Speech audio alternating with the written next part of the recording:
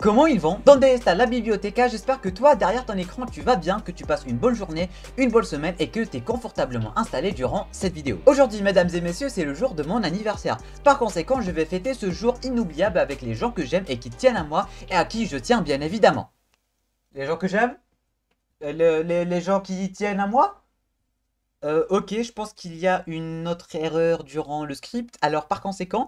Bref, je voulais faire une vidéo qui a un rapport avec moi vu que c'est quand même le jour de mon anniversaire, mais aussi en rapport avec la chaîne, c'est-à-dire les super-héros et la pop culture. Du coup, j'ai pris mon super-héros favori, c'est-à-dire monsieur... Spider-Man, bien évidemment. Oui, il y a zéro originalité, tout comme 99,99% des gens. Et du coup, j'ai tout simplement décidé de faire une petite tier list de mes films Spider-Man préférés, de quoi les classer tous ensemble et s'attarder film par film, ce que j'ai aimé, ce que j'ai pas aimé dans n'importe quel film. Installe-toi confortablement, n'oublie pas de cliquer sur le bouton s'abonner de la chaîne YouTube, bien évidemment si tu aimes le contenu global de cette chaîne YouTube, tout simplement, ainsi que si tu aimes les super-héros. N'oublie pas aussi de bombarder la barre des likes et des partages pour me souhaiter joyeux anniversaire. Sur ce, sans plus tarder, sans perdre une seconde de plus, let's go!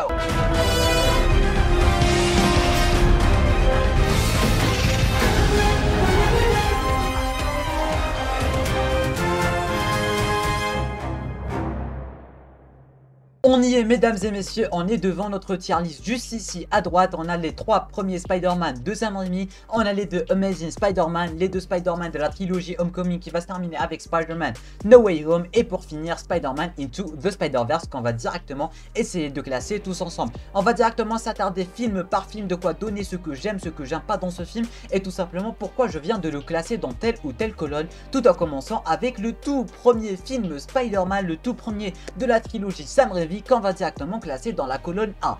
Pourquoi je suis en train de le classer dans la colonne A, me demanderez-vous? Ah bah, première des choses, c'est que je pourrais jamais, mais jamais être objectif envers la trilogie Sam Raimi, tout simplement. Déjà, juste le fait d'écouter une de ses musiques, ça me met par terre et je commence à faire une crise cardiaque, tout simplement. J'ose même pas imaginer le jour où on le verra arriver dans Spider-Man No Way Home avec l'ouverture d'un portail. Il va sortir de ce portail avec sa fameuse musique. Je vous jure, ce jour-là, celui ou celle qui sera à côté de moi dans la salle de cinéma, il est pas prêt et je vais clairement lui éclater ses oreilles. En tout cas, ce film Spider-Man, c'est lui qui a démarré les super-héros dans le cinéma, c'est lui qui a fait connaître le personnage de Spider-Man, c'est lui qui a bercé notre enfance le jour où il était sorti. J'étais même pas né parce que oui, je suis en 2002 et comment vous dire que quand je regarde ce film, que quand je regarde cet acteur, que quand je regarde les pochettes de DVD, les pochettes de jeux PS2, je suis totalement nostalgique à un niveau pas croyable. Je commence à avoir les larmes aux yeux, je connais les répliques par cœur, le bouffon vert qui ressemble à rien mais qui nous a marqué, qui nous faisait peur à un niveau pas croyable, tout ce côté film d'horreur aussi, tous ces sursauts qu'on avait durant les 2 premiers films, c'était un truc de malade mental. Alors je vais pas le classer dans l'onglet S pour la seule et bonne raison que je pourrais jamais, au grand jamais, être objectif envers ce film. Ce film, mesdames et messieurs, il est sorti l'année où je suis né. Dès le premier jour de ma naissance, mon père m'a mis ce film pour vous dire à quel point ce film il m'a bercé. Tu vois, j'écoute les musiques, je me remets directement en enfance malgré que j'étais gamin, j'avais même pas un an, je savais même pas ce qui était en train de se passer dans mon environnement, mais je connaissais cette foutue musique, tu vois. Je sais pas vous, mais il y a un certain truc, quand tu es petit, tu t'en rappelles, et ça en fait partie, le Spider-Man de Sam Raimi. Et en grandissant, j'ai continué à regarder, puis il y a eu Spider-Man 2, puis il y a eu Spider-Man 3, alors non, je pourrais jamais être objectif. On va pas se rappeler, mine de rien, mesdames et messieurs, que c'est ce film qui a relancé les super-héros dans le cinéma, tout simplement. Si ce film n'avait pas marché, je doute très fort qu'on en serait là où est-ce qu'on en est avec Avengers Endgame, avec DC Comics qui eux aussi ont osé plutôt relancer leur univers avec la trilogie Dark Knight qui était juste excellente, les Man of Steel, le Snyderverse, etc. Et du coup, tout ceci, c'est grâce à lui. N'en parlons même pas de tous les produits dérivés qui sont ressortis de ces films, que ce soit les figurines, mais aussi les jeux vidéo PS2, mesdames et messieurs. Je sais pas si vous vous en rappelez, mais les jeux vidéo PS2 qui étaient tirés de ces films-là, ah bah c'était mine de rien quelque chose. Alors que ça soit la relation Peter, MJ, Harry, tout ce petit triangle amoureux, tous ces clichés des années 2000, toutes ces fameuses scènes qui sont maintenant devenues des classiques, si je peux dire ça comme ça, le baiser à l'envers, Peter et MJ qui était vraiment casse-pied à un niveau pas croyable, mais on arrivait à la voir et tout, juste parce que c'était tout simplement des clichés 2000, et ça fait plaisir, mesdames et messieurs, parce que c'est la nostalgie qui va jouer sur ce petit film, les petits tons de coucher de soleil, le thème thème du film, le thème musical du film, il te met par terre, mais vraiment à un niveau pas croyable. Du coup, on pourra jamais, mais jamais faire mieux que ce film. Je l'ai tout simplement pas classé dans l'onglet S parce qu'il y a des films qui vont arriver et qui vont remettre en cause la décision que j'ai prise à travers ce film. Mais vous aurez deviné que ce film, il est très clairement gravé dans mon cœur. C'est quand même lui qui a bercé tous nos enfances, mesdames et messieurs. La mort d'Oncle Ben, la responsabilité, un grand pouvoir implique de grandes responsabilités. Et tout ceci sans parler du méchant le plus charismatique et le plus emblématique de l'histoire des méchants du super-héros, c'est-à-dire le bouffon vert de Willem Dafoe qui a vraiment marqué des générations et qui lui aussi va arriver dans Spider-Man No Way Home. Et juste là aussi, on va faire un double arrêt cardiaque. On enchaîne directement, mesdames et messieurs, avec le prochain film de Sam Raimi, aka Spider-Man 2, qu'on va directement mettre dans la position S, dans l'onglet S. Tout simplement pour le mélange responsabilité, amour, boulot, être Spider-Man, ça a vraiment fait chambouler sa vie. Le mec, il n'arriverait vraiment plus à gérer entre sa vie amoureuse, entre son boulot, entre ses études, tante May, etc. Et le fait d'être Spider-Man, ça va vraiment lui jouer sur le moral. Et du coup, il va perdre ses pouvoirs de Spider-Man, il va essayer de se remettre en question. Et d'un autre côté, on a aussi le méchant monsieur Dr Octopus qui va pas du tout lui laisser un temps de répit. En plus de sa relation avec Harry qui est très tendue, et enfin Harry aussi va apprendre que Peter Parker était bel et bien Spider-Man, et du coup ça va devenir un peu plus tendu que ça. Et on y rajoute aussi la découverte que Mary Jane allait se marier à quelqu'un d'autre. Tante May, toutes ses responsabilités, il n'arrivait pas à jongler entre le boulot, entre être Spider-Man et toutes ses responsabilités en étant Spider-Man, ce qui a fait en sorte qu'il va tout simplement raccrocher son costume et qui nous a donné mine de rien des scènes super belles. Est-ce que vous vous rappelez de la fameuse scène du toit quand il était en train de courir avec des grimaces bizarres et tout, c'était épique. Après quand il tombe, la fameuse scène de mon dos, my back et tout, franchement ce film il nous a marqué de bien des façons. Tout simplement la fameuse rencontre avec Mary Jane et la fameuse voiture qui a été jetée sur lui et le Spider-Sense qui était de retour. Puis quand il s'est rendu compte qu'il fallait bel et bien qu'il reprenne son rôle de Spider-Man pour aller sauver Mary Jane, il enlève ses lunettes tout cassées, il les jette par terre et là il y a sa coup de poing et tout. Franchement, toutes ces belles scènes, mesdames et messieurs, qui ont fait en sorte que ce film soit un aussi beau film que ça, une aussi grosse réussite, parce que c'était pas vraiment juste un film de super-héros. Il y avait beaucoup d'enjeux, beaucoup de responsabilités auxquelles il devait faire face en tant que Peter Parker, mais aussi en tant que Spider-Man. Ses études, le fait qu'il arrivait vraiment plus à jongler entre tout ça. On y rajoute toute la malchance, le fait qu'il arrivait toujours en retard. Il pouvait plus être là pour ses amis, pour sa famille, pour tante May qui devait aussi déménager. Il s'est vraiment remis en question et ça c'était vraiment super génial. N'en parlons même pas de tante May et tous ses problèmes d'argent, le fait qu'elle a dû déménager, et puis la fameuse scène du train, mesdames et messieurs, la fameuse scène du train où il va tout simplement essayer d'arrêter un train, et c'est là qu'on voit tout l'impact qu'a Spider-Man dans la vie des gens. Tout simplement là on avait vraiment vu toute New York City qui était tout simplement dans le train, qui était ensemble là à couvrir Spider-Man, à le faire ressortir.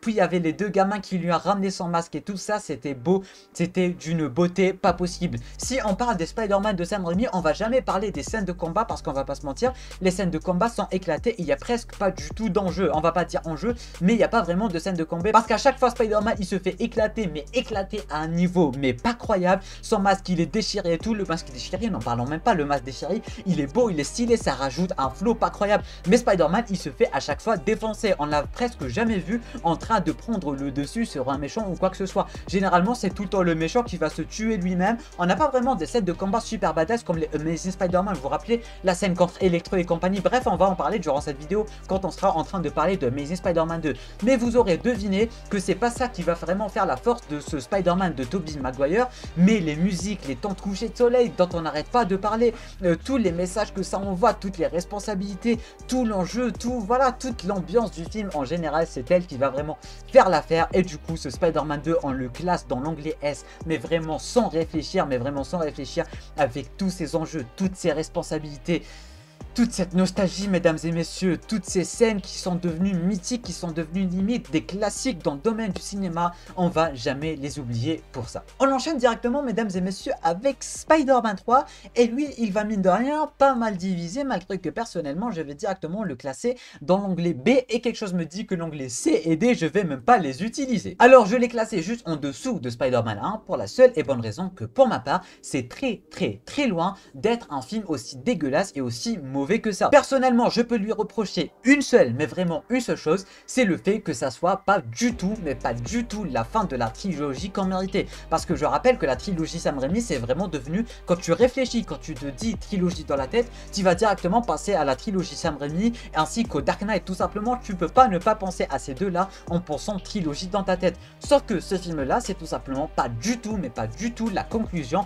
qu'on devait avoir en ce qui concerne cette trilogie, parce que je rappelle qu'on devait avoir notre Spider-Man 4 et que Sam Raimi, du coup, il était juste en train de teaser un potentiel film parce qu'il y avait zéro aboutissement, zéro fin de trilogie, mais vraiment rien du tout. Toute cette trilogie, 3 films qui n'ont abouti vraiment à rien, mais vraiment ça se termine avec un Peter qui est en train de danser avec une MJ, tout est bien qui finit bien, c'était vraiment dégueulasse. Une trilogie aussi épique que ça, Spider-Man 1, Spider-Man 2, Spider-Man 3, pour qu'à la fin ça se finisse avec une danse, avec zéro aboutissement, avec zéro évolution des personnages, avec zéro cliffhanger ou quoi que ce soit, ah bah là, ça a vraiment cassé tout le charme du film pour moi. Mais en globalité, je vais trouver vraiment le film super sympa, j'ai adoré le fait de jongler entre le triangle amoureux Peter, Harry, MJ, Harry qui va perdre sa mémoire, puis la retrouver, puis venir aider Peter durant la bataille finale. La bataille finale, n'en parlant même pas, c'était so Spider-Man, cette fameuse scène où on voyait que tout espoir semblait perdu et toute New York City juste en bas de cette fameuse bataille finale tout simplement.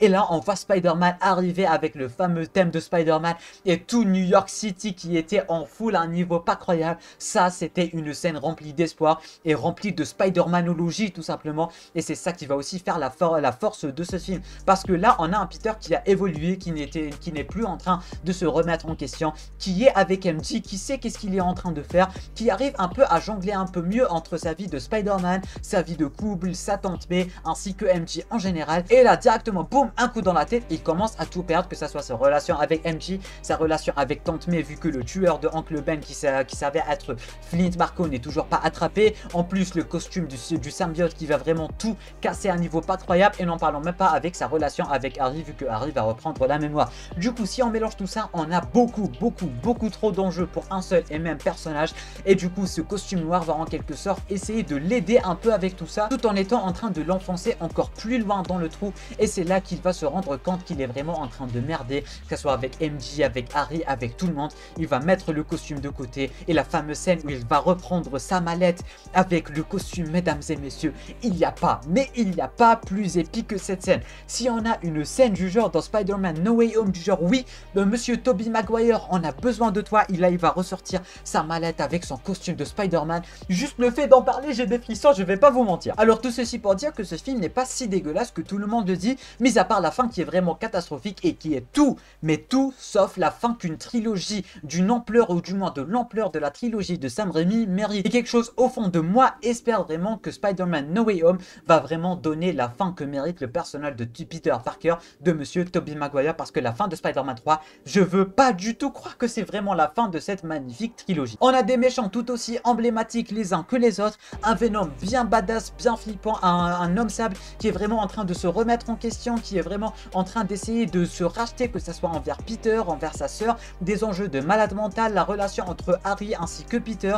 des pleurs de fou furieux, surtout à la mort de Harry. Franchement, on a un très bon film devant nous, mis à part la fin qui était catastrophique, et c'est pour ça que je vais tout simplement le classer, ou du moins c'est comme ça que je l'ai tout simplement classé en dessous de Spider-Man 1. On se tourne directement, mesdames et messieurs, vers la saga The Amazing Spider-Man, avec le tout premier film qu'on va directement classer dans l'onglet S. Et oui, ça rigole même pas. Pour ma part, Andrew est et restera à jamais le meilleur Spider-Man. Que ça soit d'une façon objective ou pas du tout, on va tous se mettre d'accord que Andrew Garfield est tout simplement le meilleur Spider-Man. Il est drôle, il est agile, il est habile, il a des scènes de malade mental, il a des chorégraphies de fou furieux, il est bien travaillé. On a des scènes visuelles, les meilleures scènes visuelles qu'un film de super-héros aurait pu avoir, que ça soit le premier ou le deuxième Amazing Spider-Man. N'en parlons même pas de la relation Peter et Gwen qui était vraiment excellente et qui était vraiment à son paroxysme. Mais attention, en disant le meilleur Spider-Man, je suis pas en train de dire le meilleur film Spider-Man, parce que oui, il y a une certaine différence entre le meilleur film Spider-Man en tant que film et le meilleur Spider-Man en tant que personnage, en tant que Spider-Man en lui-même. Bon, si je continue à aborder ce débat, cette vidéo elle n'en terminerait pas. Du coup, on va directement continuer par parler du film Amazing Spider-Man. Les deux Amazing Spider-Man sont pour ma part les deux meilleures adaptations Spider-Man qu'on a vues à ce jour, sans compter les jeux vidéo ainsi que les séries animées, parce que là, il y aurait un petit débat et il y aurait un petit dilemme. Mais en globalité, Andrew Garfield a vraiment vraiment su gérer son rôle de Peter Parker. Il nous a vraiment offert un Peter Parker très fidèle aux comics ainsi qu'au Spider-Man qu'on connaît de base. Un Peter Parker drôle, habile, très geek, il a fabriqué son propre équipement, il a fabriqué son propre costume, un peu maladroit sur les bords au tout début, mais aussi de très belles scènes de balancement, de Spider-Manologie si on peut dire ça comme ça, et on va en parler. On était en train de parler de Spider-Man 2, mais juste des scènes de malade mental, des enjeux de fou furieux, des scènes de balancement épiques, mais vraiment à un niveau pas croyable. Ils nous ont mine de rien offert les plus belles scènes visuelles de tout film de super-héros, et surtout notamment Amazing Spider-Man 2, la fameuse poursuite contre Electro, et du moins le fameux combat contre Electro, ça c'était vraiment épique, et on va y revenir encore une fois durant quand on sera en train de parler de Amazing Spider-Man 2. Et ce qui fait la force de ce premier Amazing Spider-Man, c'est le côté responsabilité que va avoir Peter Parker, parce que ça a été lui qui a créé le méchant, un peu comme dans Spider-Man 2 avec Spidey, Dr Octopus, sa relation avec MJ, etc. Et c'est ça en vrai qu'on aime dans un film et dans une adaptation Spider-Man, parce que Spider-Man c'est déjà un gamin, c'est déjà un adolescent qui va vraiment essayer de jongler avec tous les aspects de sa vie, que ce soit en étant un super-héros, ses relations, son travail, son job, etc. etc. Et du coup cette fois-ci Oncle Ben aussi est mort par sa faute. Du coup à un certain moment il va essayer de le venger, puis se rendre compte qu'il a créé une nouvelle menace qu'il peut lui-même arrêter, sauf si il fait rien du tout, parce que la police ne pourra pas vraiment être à la hauteur, si je peux dire ça comme ça. Et puis il va aussi jouer sur les blagues, il va jouer sur l'humour, sur le ton. Il va aussi essayer de nous proposer une toute nouvelle ambiance avec ce film Amazing Spider-Man. Vous avez remarqué que c'est un film très dark. Déjà juste la couleur du costume, elle est beaucoup plus grenat que rouge, si je peux dire ça comme ça. Et ça va vraiment jouer sur l'ambiance du film. Le film il se passe tout le temps dans la nuit, et ça va pas vraiment en faire un film dark, parce que l'humour du personnage, il va vraiment jouer un très grand jeu. Et n'en parlons même pas de sa relation avec Gwen, qui pour ma part a sauvé la saga, si je peux dire ça comme ça, et surtout notamment durant Amazing Spider-Man 2 où ils ont vraiment mis à fond la relation entre Peter et Gwen, qui était vraiment super bien exploitée, à la limite une comédie romantique mais en termes de super-héros, et c'était vraiment super bien fait. Tout ceci pour dire que The Amazing Spider-Man 1, je sais pas pourquoi j'ai pris mon accent anglais, tout ceci pour dire que Amazing Spider-Man est pour moi un chef-d'œuvre, que ça soit le temps du film, les musiques du film, le thème du film, n'en parlons même pas, c'est pour moi un des meilleurs thèmes. Je vais bientôt le mettre avec le thème de Sam Raimi, tellement je l'adore ce thème. On a un Spider-Man bien fluide, bien agile, super badass, super drôle aussi, qui va vraiment faire toute la différence. On se tourne directement, mesdames et messieurs, vers The Amazing Spider-Man 2, qui est pour moi le meilleur film Spider-Man, et c'est pour ça qu'on va faire en sorte que le classement ressemble à ceci. Vous aurez deviné avec cette vidéo que ce que j'aime le plus dans une adaptation Spider-Man, c'est tout simplement tout ce côté responsabilité et répercussion, que ça soit sur sa vie privée, sur sa vie personnelle, amoureuse, ou tout simplement sa vie en tant que Spider-Man. Et The Amazing Spider-Man 2, eh ben, il a mélangé tout ce qui pourrait faire en sorte qu'un film Spider-Man soit aussi excellent que ça. De 1, on avait la relation entre Peter et Gwen qui était à son paroxysme, mais vraiment pour moi la meilleure adaptation, le meilleur couple, toute histoire de super-héros confondu, tellement c'était bien foutu. On avait une très belle histoire d'amour, vraiment c'était tendu de partout. Ils sont ensemble, ils cassent, ils sont ensemble, ils cassent, puis Gwen qui va devoir voyager, Peter qui va devoir faire en sorte, avec toutes ses responsabilités en tant que Spider-Man et ses visions où il était en train de voir le père de Gwen Stacy. Et on va rajouter à tout ceci des méchants tout aussi badass les uns que les autres, que Peter Parker lui-même a contribué à créer. Que ça soit le bouffon vert qui s'est directement vengé sur Spider-Man en tuant Gwen Stacy dans la scène la plus triste de l'histoire du cinéma pour ma part, c'est-à-dire que même si je la regarde là maintenant tout de suite, je vais tomber dans un océan de larmes comme on va raconter le délire. Le Rhino qui nous servait mine de rien presque à rien du tout, mais qui nous a fourni des scènes ma foi plutôt badass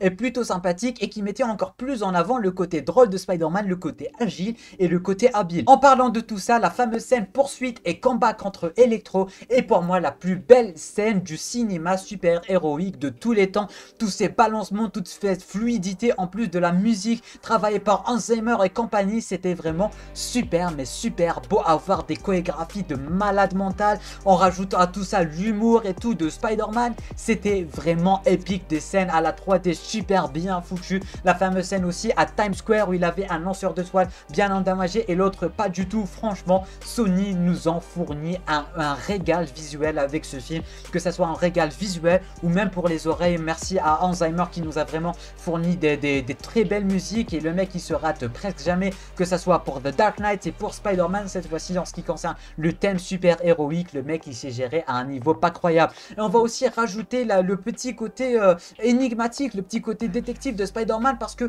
il va se rendre rendre compte que son père, il n'était pas parti juste comme ça et qu'il avait un lien avec Oscorp et qu'il avait mis son ADN sur les araignées. Ce qui va expliquer le fait que Peter soit le seul qui puisse devenir Spider-Man et que Harry est devenu en quelque sorte un bouffon, si je peux dire ça comme ça.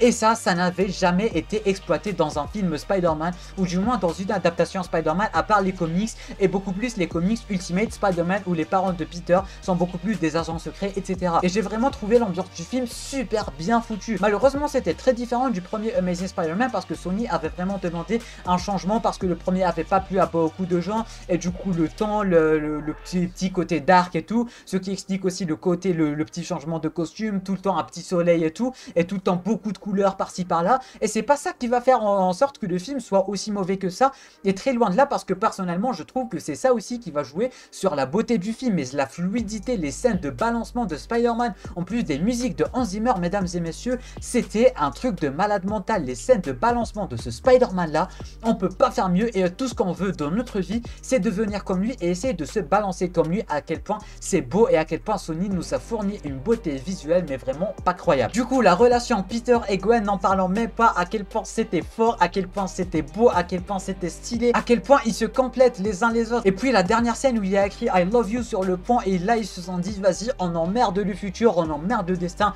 je viens avec toi et tout, et ça c'était vraiment épique. Tout ceci pour dire que Amazing Spider-Man 2 est tout simplement le meilleur film Spider-Man confondu. On avait le côté responsabilité, le côté énigmatique, côté Spider-Man, on avait de l'amour, de l'aventure, de la beauté visuelle, de la beauté scénaristique, on avait de tout, et ça c'était mine de rien super réussi. Si j'avais vraiment une seule chose à reprocher au film, et ça serait tout comme Spider-Man 3, c'est le fait que ça soit pas la fin qu'on mérite, parce que ce film là, il était en train de teaser des dingueries, il était en train de teaser tout l'univers cinématographique de Sony qu'on a maintenant, parce que je rappelle que Venom, il allait faire partie de cet univers, qu'on allait avoir le film Kraven qui allait faire partie de cet univers, le film aussi de Black Cat ainsi que de Silver Sable, le film Carnage, le film Morbius, tous ces films là, tous les films de Sony allaient faire partie du même univers de Spider-Man. On allait même avoir un film Sinister Six et un film Spider-Man contre les Sinister Six. Ils étaient vraiment en train de poser des bases pour un Sony Spider-Man Cinematic Universe qui a malheureusement pas vu le jour, et du coup les mecs ils nous ont vraiment teasé des trucs de malade mental, notamment la dernière scène,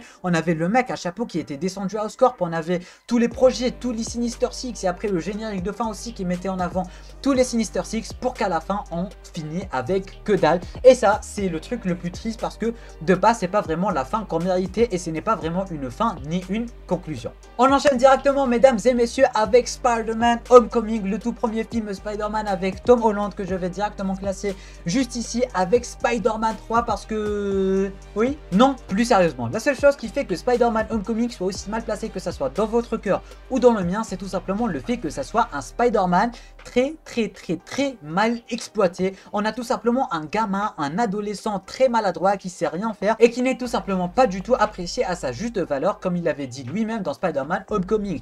Mais globalement c'est un bon Spider-Man, on a un bon méchant, on a un bon twist, on a de bonnes responsabilités qui étaient en train de se mettre en cause, parce que d'un côté tu vois c'est un gamin, tu peux pas lui en vouloir pour tous les trucs qu'il était en train de faire en tant que Spider-Man. Il était en train d'être tuté par Tony Stark, et du coup ça nous propose vraiment un film qui va beaucoup plus être dédié à un public enfant, si je peux dire ça comme ça, plutôt qu'un public adulte ou autre. Mais globalement c'est un bon film avec un bon méchant, tu vois, c'est juste un film, tu regardes, tu kiffes et ça s'arrête là, tu vois, c'est pas vraiment un film de fou furieux, il n'y a pas des trucs de malade mental, mais vraiment un petit adolescent qui essaie de se prouver à lui-même et qui essaie de se prouver à son tuteur qu'il est capable d'être un bon super-héros, qui veut être un Avenger, tu vois, c'est vraiment un gamin à un niveau pas croyable, il veut être un Avenger, il était content de se battre contre Captain America, voilà, c'est juste un gamin qui veut se prouver à lui-même, à son tuteur et au monde entier que c'est quelqu'un de bien et qu'il réussit à faire 2-3 petits trucs. Et tout ceci n'empêche pas que ça nous propose ma foi pas mal de petites responsabilités, de mini-responsabilités en tant que Spider-Man, et plus on évolue dans le film en fait, plus on se rend compte que Spider-Man est en train de prendre un peu plus d'ampleur, c'est-à-dire ouais il a sauvé ceci, oui il a sauvé cela, oui c'est grâce à lui que Happy aura toujours son boulot, oui c'est grâce à lui que ses amis sont toujours là, etc. etc. Et d'un côté il voulait à tout prix être avec Liz, il voulait à tout prix faire la fête, il voulait à tout prix être le mec populaire et tout, et à certains moments il se rend compte qu'il a vraiment des responsabilités et qu'il va aller à l'encontre des responsabilités. D'un côté on avait le vautour qui lui avait dit de ne pas y aller, il est quand même parti, il a laissé Liz, il a laissé la fête juste pour aller se battre contre le méchant et se prouver quelque chose à lui-même ainsi que The Avengers en général. Et du coup Homecoming n'est pas un film aussi mauvais que ça. On enchaîne mesdames et messieurs avec l'avant-dernier film de cette vidéo tout simplement, qui est Spider-Man Far From Home qu'on va directement classer juste ici dans l'onglet A avec le tout premier Spider-Man. Personnellement, Spider-Man Far From Home est un de mes films Spider-Man préférés et j'aurais tout simplement pu le classer dans l'onglet S tout simplement à quel point j'aime ce film. Franchement, ce film il nous montre à quel point Spider-Man avait évolué, avait mûri et avait tout simplement grandi depuis Homecoming, parce que le mec il a vu son tuteur mourir, c'est-à-dire Iron Man. Il a vu les événements d'Avengers Infinity War, Avengers Endgame. Il est mort, il est allé dans l'espace, etc., etc. Et là maintenant il est en train de vivre dans un monde sans Iron Man, sans Captain America, où tout le monde ne sait pas vraiment où en sont les Avengers. Et du coup ses épaules vont être remplies avec tout l'espoir des gens qui vont se demander qui est le prochain Iron Man. Et lui le mec il veut tout simplement aller en vacances et en terminer une bonne fois pour toutes, parce qu'il veut tout simplement faire son deuil, parce que Tony Stark, on va pas se mentir, c'est un peu le oncle Ben de la trilogie Homecoming. Et du coup le mec il va vraiment essayer de rien prouver parce qu'il s'en tape éperdument. Il veut juste aller en vacances avec la fille qu'il aime, tout simplement. Tu vois, on a toujours ce petit côté gamin, on va pas se mentir, on a toujours ce petit côté gamin qui en a rien à foutre de ses responsabilités, qui veut juste aller en vacances et se reposer tout simplement. Et c'est là qu'on a une nouvelle menace qui va arriver, Nick Fury qui va arriver et qui va lui dire que Tony Stark t'a confié cette planète, qui t'a confié des responsabilités et tu peux pas laisser tomber toutes ses responsabilités. Et c'est là qu'on va voir à quel point ce Spider-Man il a mûri, parce que d'un côté au début il va se dire non, j'en ai rien à foutre, je veux rester avec ma copine, je veux rester avec mes amis, je veux rester dans mon voyage tout simplement. Et plus on évolue dans l'histoire, plus il va se rendre compte qu'il a des responsabilités, qu'il doit faire quelque chose et qu'il doit faire tout ceci tout seul. Cette fois-ci il n'a pas de mentor, il a rien du tout, c'est même Nick Fury lui-même qui est en train de lui faire confiance, si on peut dire ça comme ça, et c'est à lui de gérer le tout. Il a même fait des conneries, il a donné les lunettes Edith à Beck et chaque fois il soulignait que son voyage était vraiment en train de mettre en danger ses amis, etc. Et là ça montrait encore plus ses responsabilités et son évolution. En parlant de son évolution, on va aussi parler de son petit chatouillis, de ce petit Spider-Sense qui n'avait déjà jamais été abordé durant la trilogie Homecoming. Là tout ce film était ancré sur le Spider-Sense parce que on avait un méchant qui allait jouer sur les illusions et sur tout ce que tu peux voir. Et du coup il n'y a que Spider-Man qui pourra en quelque sorte le contrer en fermant les yeux et en utilisant à 100% son Spider-Sense, ce qu'il n'arrivait pas trop à faire durant tout le début du film. Et après à la fin il a vraiment pris ses responsabilités à deux mains, il s'est dit tout ça c'est de ma faute, Edith c'est de ma faute, il est en train de mettre en danger mes amis, ma famille, mon voyage, etc. Il faut que je fasse quelque chose. Il s'est fait confiance et là il a réussi à arrêter Beck avec son Spider-Sense tout simplement. Et du coup on voyait à quel point le personnage il était en train d'évoluer. C'était plus vraiment un gamin, il a appelé Happy, il a fabriqué lui-même son propre costume, il a fait lui-même son propre plan pour arrêter Beck, il a vraiment sauvé toute la planète à lui-même, parce qu'on va pas se mentir, comme il en dit durant le film, c'est une menace au niveau des Avengers, si on peut dire ça comme ça. Il a vraiment réussi à se prouver à lui-même cette fois-ci, il n'avait pas autre chose à prouver aux gens, il voulait juste protéger les gens qu'il aime. Et cette fois-ci il avait oublié son voyage et son côté gamin et tout, il voulait vraiment prendre ses responsabilités et protéger les gens qu'il aime, et c'est ça qui fait que ce film soit aussi bon que ça. Et n'en parlons même pas de la petite relation Peter et MJ, en fait tout ce qui fait quand ce film Spider-Man soit bon, il faut ce petit côté amour, ce petit côté responsabilité et ce petit côté un peu gaffeur, un peu Spider-Man, un peu Peter drôle, etc. Et en fait avec Tom Holland, plus il évolue, plus il est un meilleur Spider-Man, et quelque chose me dit qu'avec Spider-Man No Way Home, ça va tout simplement devenir mon Spider-Man préféré et le meilleur Spider-Man tout court, parce qu'on est en train de le voir évoluer, parce qu'à un certain moment c'était un gamin, il avait 15 ans, puis avec le temps, on est en train de grandir avec lui, avec le temps, il est en train d'évoluer avec nous tout simplement, et avec le temps, il va tout simplement devenir la meilleure version de Spider-Man tout simplement, et ça fait extrêmement plaisir. On termine mesdames et messieurs cette vidéo avec Spider-Man Into the Spider-Verse, qu'on va directement classer juste ici, pour la simple et bonne raison que ça soit un bon film tout simplement. En vrai j'ai pas tant de choses à dire que ça à propos de Spider-Man Into the Spider-Verse, à part que ça soit un très bon film, un petit film d'animation très différent de ce qu'on a l'habitude de voir, parce que là en fait il aura même un petit côté comics et tout, ils ont vraiment su gérer tout cet aspect, ils ont su développer tous les personnages et tout, et ça c'était vraiment très sympa de leur part. Un très bon film Spider-Man, mais malheureusement je peux pas m'attarder encore plus parce que je sais vraiment, mais vraiment pas quoi dire à propos de ce film. Voilà team, c'est la fin de cette vidéo, j'espère en tout cas qu'elle vous aura plu et que vous l'aurez apprécié et que l'aura pas été beaucoup trop longue. N'oubliez pas de me dire en bas en commentaire quel est votre film Spider-Man préféré, et si vous avez le temps n'hésitez pas aussi à me faire votre propre classement de vos films Spider-Man préférés. N'oubliez pas de me bombarder la barre des pouces bleus mesdames et messieurs, mais surtout des partages. N'oubliez pas aussi de vous abonner à la chaîne YouTube ainsi que d'activer les notifications, bien évidemment si vous aimez le contenu global de cette chaîne YouTube. Sur ce, moi je vous dis à très bientôt pour une toute nouvelle vidéo. C'était Namiat, portez-vous bien.